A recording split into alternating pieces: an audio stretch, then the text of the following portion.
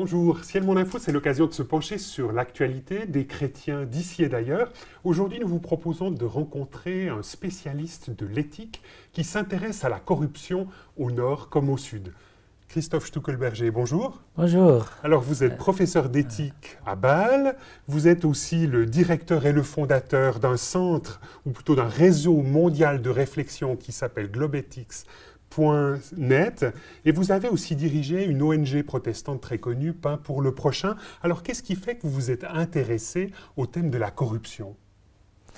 Oui, c'est un thème qui me touche depuis environ 15 ans, presque 20 ans.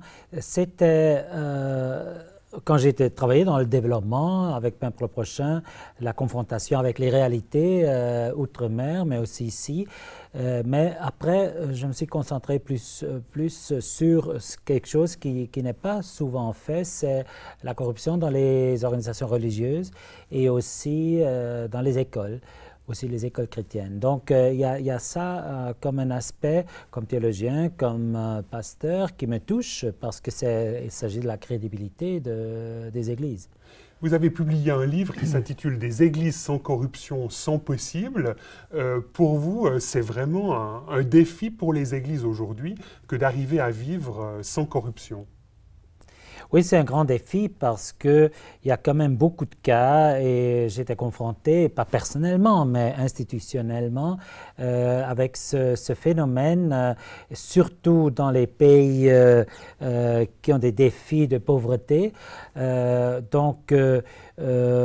Avec les salaires moins avancés, par exemple, dans les églises, tout ce qui touche la gestion des biens, des ressources, la terre, le terrain, les bâtiments, tout ça qui est une des sources de corruption, mais aussi l'interaction avec l'État ou le service public. Parce que, par exemple, si on doit recevoir des médicaments du port d'un pays et on ne le reçoit qu'avec des pots de vin, ce sont ces situations qui m'ont sensibilisé. Et dans ce contexte-là, vous avez constitué en Suisse une antenne de Transparency International. Oui, j'étais le fondateur de Transparency International Suisse, qui est la plus grande organisation dans la lutte contre la corruption au niveau mondial. Donc, c'était l'antenne suisse en 1995 déjà que j'ai créée. Toujours dans cette logique de contribuer à surmonter ça, que beaucoup de gens comprennent comme cancer, mais comme le titre de mon livre le dit, moi je suis optimiste, où j'ai l'espoir, disons l'espoir de Dieu, de dire non, on ne peut pas accepter, on peut faire quelque chose contre ça. On peut lutter contre la corruption. On peut faire quelque chose, oui. Christophe Stuckelberger, s'il fallait définir en quelques mots ce qu'est la corruption, qu'est-ce que vous diriez ?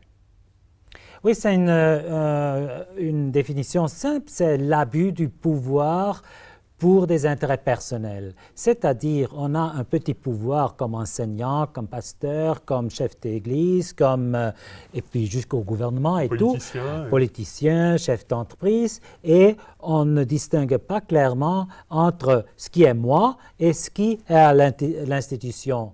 Donc, c'est l'abus de cette influence qu'on a sur un petit domaine qu'on utilise pour des intérêts, pour des privilèges personnels. Mais ce n'est pas nécessairement toujours de type financier. C'est souvent financier, mais après, ça peut être institutionnel, ça peut aussi être relationnel, même jusqu'à l'exploitation sexuelle. Par exemple, si un enseignant dit à une étudiante, tu reçois ton examen, tu reçois ton diplôme, si tu couches avec moi, c'est une corruption, mais non rémunérée, mais corporelle, disons. Alors, comment est-ce que cette corruption dont vous parlez touche aujourd'hui les églises ? On pourrait prendre l'exemple des églises suisses ou des églises du Nord. Dans les églises du Nord, on ne voit pas vraiment la corruption, disons, dans le sens, très rarement, dans le sens d'abus de tricher les comptes, etc. mais c'est plutôt le partenariat avec Outre-mer. Par exemple, on a vu dans les églises d'Allemagne, mais aussi en Suisse ou autres, ça peut arriver qu'on connaît des cas de corruption en Indonésie, en Inde, en Afrique, en Amérique latine, et les partenaires n'osent pas prononcer parce qu'ils disent « Ah, ce sont nos partenaires, on ne veut pas de bruit ». C'est une collusion, hein. Dans ce sens, ça touche aussi nous. Mais ça change maintenant. Il y a 20 ans, c'était vraiment dur de convaincre. C'était un peu une sorte de tabou? Oui, c'était absolument un tabou. On dit, oui, oui, on connaît, mais on ne peut pas, etc. Aujourd'hui, c'est différent. C'est sur la table dans toutes les sociétés. On sait que ça existe. On sait que ça aggrave même encore. Donc, c'est vraiment un bon moment de faire quelque chose. Il y a des gens, des chrétiens, des croyants de toutes les couleurs, de pentecôtistes, évangéliques, de catholiques, de protestants, qui sont vraiment engagés dans ce domaine. Pourquoi est-ce qu'il est important aujourd'hui pour les églises de lutter contre la corruption? Bon, au centre, c'est une question de notre foi. C'est pas nous qui souffrent, c'est Dieu qui souffre de la corruption parce que c'est son nom qui est violé, c'est sa création, c'est la beauté de ce qu'il veut faire, c'est sa grâce, c'est son amour qui est touché si nous nous comportons comme croyants dans ce domaine. Vous diriez que la Bible lutte contre la corruption, l'Ancien Testament par exemple? Absolument, c'est très clair et j'ai vraiment lu encore et encore et encore et ce qui est intéressant, il y a beaucoup de textes qui parlent de la corruption. Donc, c'est un phénomène qui était très connu dans l'Ancien, comme le Nouveau Testament. Dans les procès, par exemple, dans les... Oui, par exemple, le plus ancien texte dans l'Ancien Testament, c'est Exode 3, versets 3 et 8, là où c'était le commencement du système juridique, hein, les cours qui étaient installés. Il y avait une sorte de procès? Oui, et puis c'était l'interdiction aux juges de prendre des bribes, des pots de vin. Des pots de vin. Donc déjà là, 2600 ans avant notre temps, il y avait des juges qui étaient corrompus et la Bible dit clairement, ça viole la justice. Et ce qui est intéressant, c'est la justification de lutte contre la corruption. On dit la corruption viole les droits des pauvres ou des faibles. Hein? Parce que celui qui a l'argent, il peut toujours payer des pots de vin, oui. Mais le pauvre n'a pas le moyen. Donc c'est ça, l'impartialité du juge n'est plus garantie. Donc, et la justification dit Dieu est juste. Donc si le juge n'est pas juste, il ne respecte pas cette volonté de justice de Dieu. Vous diriez aussi que le Nouveau Testament, vous auriez un exemple, par exemple? Oui, absolument. L'exemple le plus connu et aussi le plus pénible dans le sens de souffrance, c'est Judas qui a reçu et accepté des pots de vin juste pour un baiser. Dans ce sens, responsable pour la mort de Jésus. Donc, on voit que aussi dans le Nouveau Testament, il y a d'autres histoires, mais il y a aussi des histoires très encourageantes. Je prends Paul, il était en prison. On s'imagine, on lui offre et dit, on peut te libérer de la prison. Moyennant finance? Oui, si tu nous donnes quelque chose au-dessus de la table. Hein? Et lui, il résiste. On s'imagine, on est souffrant dans la prison, on dit non. Je ne fais pas ce jeu, je reste en prison si vous jugez qu'il y a une raison pour me laisser en prison. Je ne me libère pas avec... Ça, c'était très, très fort. Donc, la Bible n'a pas seulement les côtés de la faiblesse de l'être humain, mais aussi beaucoup de...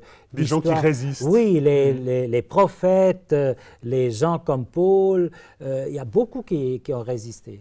Pratiquement aujourd'hui, Christophe Stuckelberger, que peuvent mettre en place les églises, au nord comme au sud, pour lutter contre la corruption? Il y a beaucoup de possibilités. Moi, j'ai listé 34 recommandations concrètes de l'enseignement théologique, la prière, le culte, l'enseignement, et puis aussi, surtout, les instruments pratiques. Par exemple, la gestion des biens, des ressources. Par exemple, une chose importante, c'est d'abord avoir le registre des biens de l'Église pour savoir quels sont ce qui appartient à l'Église. Parce qu'il y a beaucoup d'églises, notamment en Asie et en Afrique, aussi un peu en Amérique latine, qui n'ont pas ce registre. Donc, c'est plus facile de dire « Ah, je suis un pasteur proche de la retraite, je prends un peu de terrain pour moi, pour ma maison, pour ma retraite, etc. » Donc, c'est là, et je fais... Ça, c'est quelque chose d'important. Avoir un registre, par exemple. Vous parlez aussi dans votre livre, des églises sans corruption sont possibles, vous parlez aussi d'un code du leadership responsable. Qu'est-ce que vous entendez par là? Oui, ça, on a fait très concrètement. J'ai fait des workshops, des ateliers. Des ateliers en Afrique, par exemple, au Nigeria, avec une trentaine de chefs d'église, récemment au Rwanda avec une vingtaine, où on dit, comme chef d'église, je souscris un texte de 2 pages, code éthique de leadership responsable, où je dis, j'agis vraiment en ligne avec l'Évangile, j'agis, je rejette les pots de vin, etc., etc. Et je signe, et mes supérieurs, donc le synode ou le conseil de l'Église, a le droit de me superviser. Parce que chaque être humain, même si elle ou il est le président ou la présidente, est responsable auprès de Dieu. Il est redevable. Redevable, oui, c'est ça. Vous avez une jolie expression dans votre livre, à la suite de Jean Calvin, vous dites que nous sommes tous des trésoriers de Dieu. Qu'est-ce que vous entendez par là? Absolument, c'est très, très clé. Et moi, comme vraiment Calvin est formidable et très clair comme juriste et théologien dans cette pensée, il dit, ça, la terre, l'Église, les paroissiens, ça ne nous appartient pas. Nous sommes les trésoriers, steward en anglais, c'est-à-dire c'est confié pour être le serviteur. Donc, servant leadership, le leadership qui est en service de l'autre et pas au service de moi. Et ça, vous avez l'impression qu'aujourd'hui, dans les églises au nord comme au sud, c'est un message qui passe?